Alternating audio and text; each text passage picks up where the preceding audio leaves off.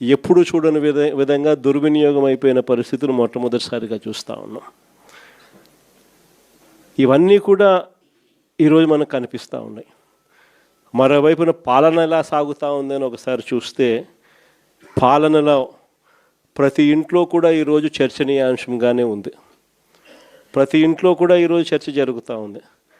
జగన్ ఉన్నప్పుడే బాగుండేది, కనీసం ఆయన ప్రతి నెల ఏదో బటన్ నొక్కుతూ ఉన్నాడు, ఖచ్చితంగా మాట చెప్పినాడు, మాట ప్రకారం నిలబడ్డాడు. ఈరోజు జగన్ పోయాడు, చంద్రబాబు నాయుడు ఏమో బిర్యానీ పెడతానని మోసం చేశాడు, ఉన్న పలావు పోయింది, ఇప్పుడు బిర్యానీ కూడా పోయింది అని చెప్పి ఈరోజు ప్రతి ఇంట్లో కూడా చర్చనీయాంశం జరుగుతూ ఉంది. ఈరోజు నిజంగానే ప్రతి ఇంట్లో కూడా పోలికను చూస్తూ ఉన్నారు. ఆ రోజు ఇదే రాష్ట్రం, ఇదే బడ్జెట్, ఇదే పరిస్థితుల్లో అప్పుడు ఇంకా దారుణమైన పరిస్థితులు, కోవిడ్ వచ్చి 2 సంవత్సరాలు అతి దారుణమైన పరిస్థితులు ఉన్నప్పటికీ కూడా ఎప్పుడూ కూడా ప్రభుత్వ కష్టాలను ఎప్పుడూ ప్రజలకు చూపించి ఎప్పుడూ కూడా పథకాలను ఎగరగొట్టాలి అని చెప్పి ఏ రోజు మన ప్రభుత్వం ఎప్పుడు ఆలోచన చేయలే. మన కష్టాలు ఎన్నున్నా కూడా ముఖంలో చిక్కటి చిరునవ్వే మెయింటైన్ చేశాం. ప్రజలకు మాత్రం చెప్పిన ప్రతి మంచి కూడా చేసి చూపించిన ప్రభుత్వం మనది. కానీ ఎప్పుడైతే మనం ఓడిపోయినామో, ఎప్పుడైతే చంద్రబాబు నాయుడు గారి పాలన ప్రజలు మళ్ళీ తిరిగి చూశారో అప్పుడు తేడా కనిపిస్తూ ఉంది. జగన్ వల్ల మంచి జరిగింది, జగన్ ఎలా చేయగలిగినాడు, చంద్రబాబు నాయుడు ఎందుకు చేయలేకపోతా ఉన్నాడు, చంద్రబాబు నాయుడు అంత అబద్ధాలోడు, మోసం చేసేవాడు ప్రపంచ చరిత్రలో ఎవడు ఉండడు అని కూడా చెప్తా ఉన్నారు. ఒకవైపున ఉన్న పథకాలన్నీ రద్దయిపోయాయి, మరోవైపున ఈయన చెప్పిన సూపర్ 6లు సూపర్ 7లు అన్నీ మోసాల కింద తేలిపోయాయి. ఇంకొక అడుగు చూస్తే వ్యవస్థలన్నీ కూడా పూర్తిగా నీరు గారిపోయినాయి, నిర్వీర్యమైపోయినాయి. ఆశ్చర్యం కలిగించే విధంగా స్కూళ్ళు అయితే కలకలలాడుతూ ఉన్నాయి. మన ప్రభుత్వంలో మొట్టమొదటిసారిగా స్కూల్ రూపురేఖలు మారాయి. దశాబ్దాలుగా ఎవడు కూడా పట్టించుకునే పరిస్థితి నుంచి స్కూళ్ళ రూపురేఖలు మారి ప్రైవేట్ వాళ్ళు కూడా గవర్నమెంట్ స్కూళ్ళతో పోటీ పడే పరిస్థితి ఎప్పుడు వచ్చింది అని అంటే అది కేవలం మన 5 సంవత్సరాల పరిపాలనలో మాత్రమే జరిగింది. గవర్నమెంట్ స్కూళ్ళల్లో పిల్లల్ని చేర్పించాలంటే ఎమ్మెల్యే చేత రికమెండేషన్ తీసుకొని పోయి లెటర్లు తీసుకొని పోయి చేర్పించే పరిస్థితి నుంచి ఈరోజు గవర్నమెంట్ స్కూళ్ళల్లో ఏకంగా దాదాపుగా 9 లక్షల మంది పిల్లలు గవర్నమెంట్ స్కూళ్ళు మానేసిన పరిస్థితి ఈరోజు రాష్ట్రంలో కనిపిస్తూ ఉంది. స్కూళ్ళు నాశనం అయిపోయాయి. పెద్ద చదువులు చదువుతూ ఉన్న పిల్లలు ఫీజు రీయింబర్స్మెంట్ లేక 8 క్వార్టర్స్, జనవరి, ఫిబ్రవరి, మార్చికి సంబంధించిన క్వార్టర్ మామూలుగా ఏప్రిల్లో వెరిఫై చేసి మేలో fee reimbursement ఇచ్చేసేయాలి.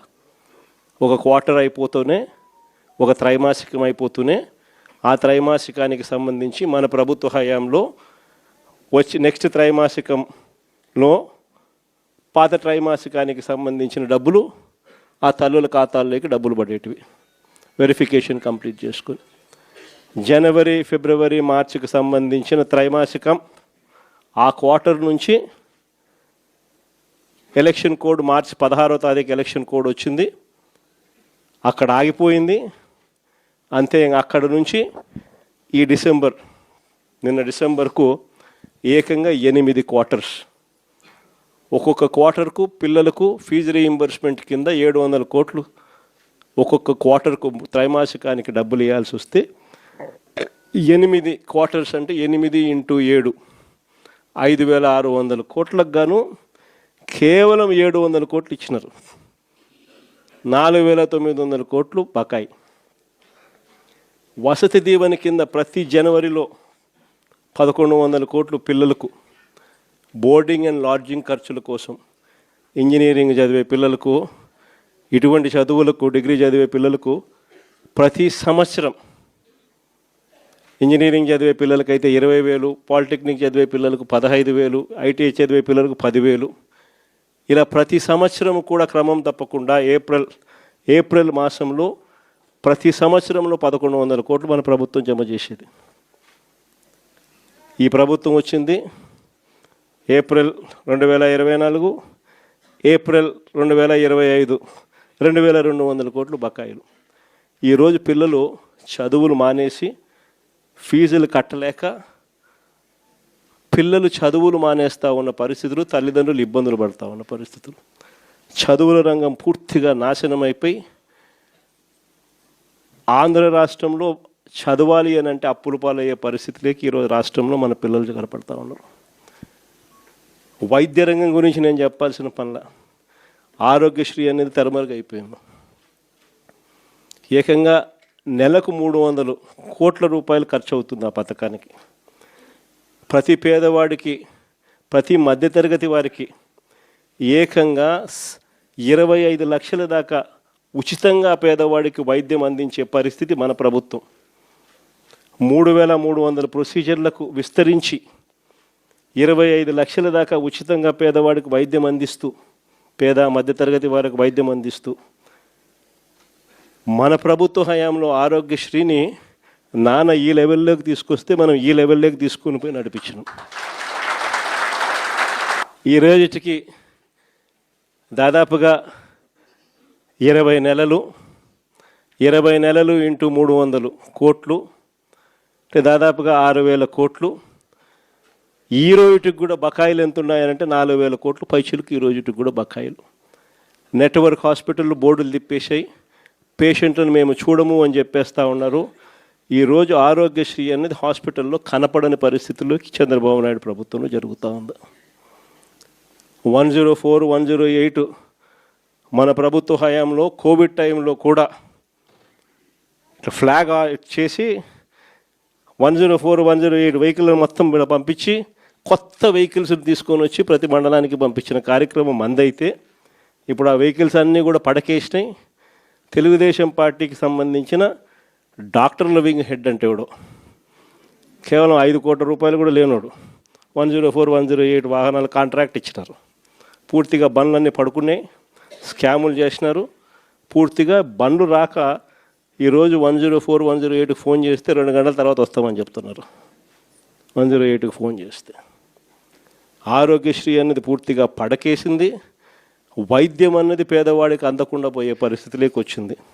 Government land, government బిల్డింగులు, పనిచేసే స్టాఫ్ గవర్నమెంట్ స్టాఫ్, జీతాలు ఇచ్చేది గవర్నమెంటు, స్కాములు చేస్తూ ప్రైవేట్ వాళ్ళకి ఇస్తున్నాడు. ఉట్టి జీతాలకే ఆ మెడికల్ కాలేజీలలో సంవత్సరానికి నెలకు 5 కోట్ల రూపాయలు ఒక్కొక్క కాలేజీలో అవుతుంది. సంవత్సరానికి 60 కోట్లు, 2 ఏళ్ళకు 120 కోట్లు గవర్నమెంట్ మెడికల్ కాలేజు ప్రైవేట్ వాళ్ళకి ఇచ్చి చంద్రబాబు నాయుడు 120 కోట్లు వాళ్ళకి ఎన్నికిస్తాడంట. ఇది ఎక్కడైనా మీరు విన్నారా? గవర్నమెంట్ది ల్యాండు, గవర్నమెంట్ది బిల్డింగులు, గవర్నమెంట్ స్టాఫు, జీతాలు ఇచ్చేది గవర్నమెంటు, నడిపేదేమో ప్రైవేటు, లాభాలేమో ప్రైవేటు కంట. ఇట్లాంటి దారుణమైన స్కాములు చేస్తే మేము అధికారంలోకి వచ్చినాక 2 నెలల్లో బొక్కలు వేస్తానని చెప్పిన.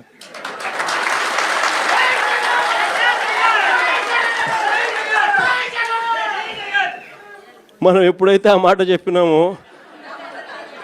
అప్పుడు ఒక్కడు కూడా ఆ స్కాములు లేక మేము రాము, మాకు చంద్రబాబు నాయుడు ఈ కాలేజీలు వద్దు అని ఏకంగా చంద్రబాబు నాయుడుకి చెప్తా ఉన్న పరిస్థితులు మొట్టమొదటిసారిగా కనిపిస్తూ ఉన్నాయి.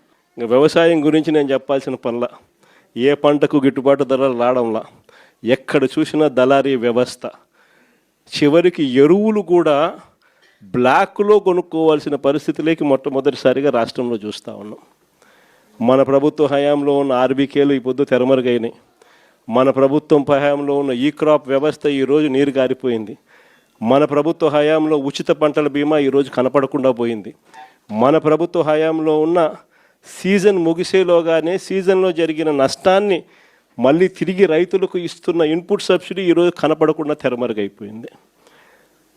చివరికి రైతులకు ఈయన ఇస్తానన్న అన్నదాత సుఖీభవ అని చెప్పి ఈయన ఇస్తానన్న కూడా మోసంగా తెగిపోయింది. సంవత్సరానికి 20,000, 2 ఏళ్ళకు కలిపి 40,000, ఇచ్చింది 10,000, 30,000 యగనామం.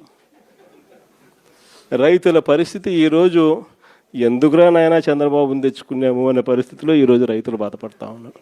మీరే చూడండి, వ్యవసాయం, చదువులు, విద్య, వైద్యం, ఈ 3 ఏ ప్రభుత్వమైనా కూడా తమ బాధ్యతగా నడిపే వ్యవస్థలు. 3 వ్యవస్థలు పూర్తిగా కుప్పకూలిపోయినాయి. 4వ వ్యవస్థ లా అండ్ ఆర్డర్. ఈరోజు రెడ్ బుక్ రాజ్యాంగంతో 4వ వ్యవస్థ పూర్తిగా దిగజారిపోయిన పరిస్థితిలోకి ఈరోజు కనిపిస్తూ ఉంది. మరి ప్రభుత్వంలో ఈయన ఉండేది ఎందుకు ఈయన ముఖ్యమంత్రిగా పరిపాలన చేస్తూ ఉన్నాడు?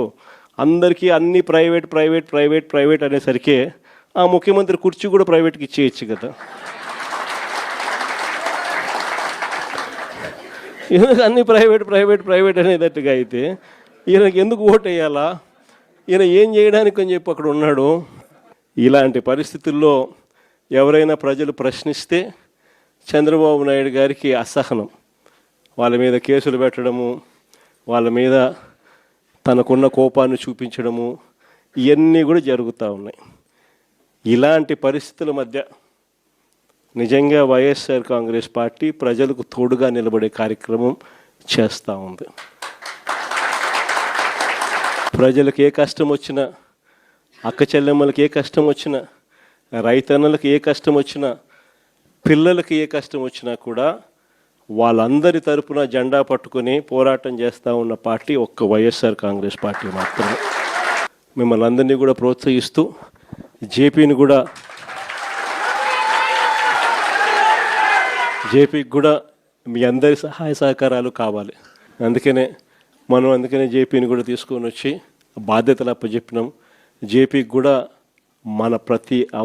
మనలోని ప్రతి కార్యకర్త కూడా జేపీని కూడా మన సొంత కుటుంబ సభ్యునిగా భావిస్తూ మనం అందరం కూడా తోడ్పాటు ఇస్తేనే తాను కూడా గట్టిగా నిలదొక్కుంటుంది.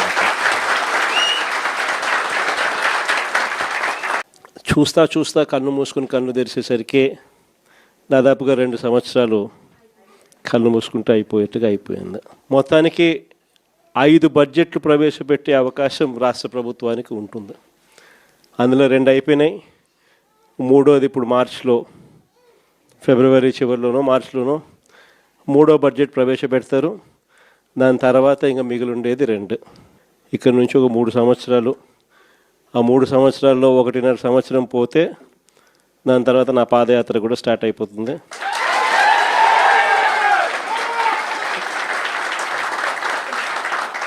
దాని తర్వాత మరో 1.5 సంవత్సరం నేను కూడా ప్రజలతోనే రోడ్ల మీదే ప్రజల్లోనే మమేకమవుతూ ఆ ప్రయాణం కొనసాగుతుంది.